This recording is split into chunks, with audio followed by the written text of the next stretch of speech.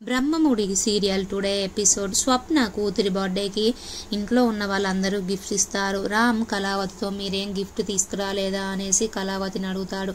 కళావతి నేనేం తీసుకురాలేదండి అంటుంది. రామ్ నేను కూడా తీసుకురాలేదంటుంది. కళావతి నేను తీసుకొచ్చానులేండి అనేసి అంటుంది. రామ్ పాపకి గిఫ్ట్ ఇస్తాడు. స్వప్న కావ్యని నువ్వేం గిఫ్ట్ తీసుకురాలేదా కావ్య అంటుంది. కావ్య రామ్ నేను ఒకటి అంటుంది.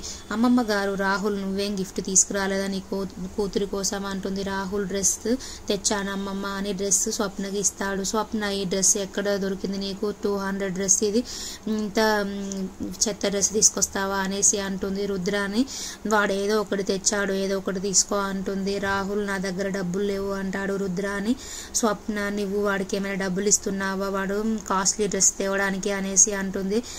ఆస్తి మాకు ఇవ్వండి అమ్మ అనేసి రుద్రాని అడుగుతుంది. అమ్మమ్మ గారు నా దగ్గర ఉన్న విల్లా ఇస్తానులేండి అంటుంది. స్వప్న వద్దు అమ్మమ్మ గారు, పాప పెద్దగా అయినాక పాప పేరు మీద రాయండి, ఇప్పుడు వీళ్ళకి ఇచ్చినా కూడా వాళ్ళు ఆస్తిని కాపాడలేరు అనేసి అంటుంది. రేవతి జగదీష్తో అమ్మ అక్కడికి వెళ్తే ఏమంటుందో అనేసి రేవతి అంటుంది.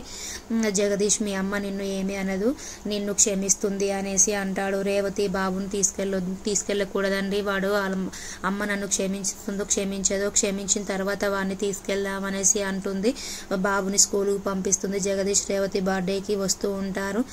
స్వప్న కూతురికి కేక్ కటింగ్ చేసే దగ్గరికి తీసుకొచ్చి అందరూ ఎత్తుకుంటారు, ప్రేమలు చూపిస్తారు. అప్పుడు స్వప్న ఏడుస్తుంది. అందరూ నా కూతుర్ని ఇంత బాగా చూసుకుంటున్నారు అమ్మమ్మ గారు, నేను మోసం చేసి పెళ్లి చేసుకున్నాను, అట్లాగే అనుకుని నన్ను బాగా చూసుకోరనుకున్నాను, కానీ రాహుల్ని ప్రేమించి పెళ్లి చేసుకున్నా కూడా రాహుల్ మమ్మల్ని చూసుకోలేడం లేదు, మీరు అమ్మమ్మ గారు బాగా చూసుకుంటారని బాధపడుతుంది. అమ్మమ్మ గారు ఏం ఏడవకు స్వప్న, మేమందరం బాగా చూసుకుంటాం పాపను అంటుంది.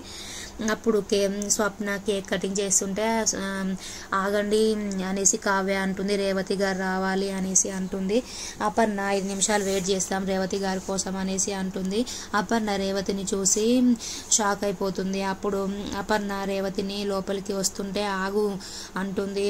ఎంత ధైర్యం ఉంటే మళ్ళీ ఇంటి గడప తొక్కుతావు, ఏం ముఖం పెట్టుకొని ఇంటికి వచ్చావు, నన్ను నా భర్తని మళ్ళీ అవమానించడానికి వస్తున్నావా అనేసి అంటుంది. కావ్య ఇంటికి వచ్చిన మనిషిని ఎందుకు అవమానిస్తున్నారు అత్తయ్య, తనెవరో మీకు తెలియదు, అత్తయ్య మమ్మల్ని నన్ను చెల్లెల్ని కాపాడింది తనే అంటే అపర్ణ తానే డ్రామా ఆడి మిమ్మల్ని కాపాడినట్టుంది, అసలు రేవతి అని ఈమె అని తెలిస్తే నేను తనని ఇంటికి కూడా పిలిచి ఉండేదాన్ని కాదు అనేసి అపర్ణ సీరియస్గా కావ్యకి చెప్తుంది.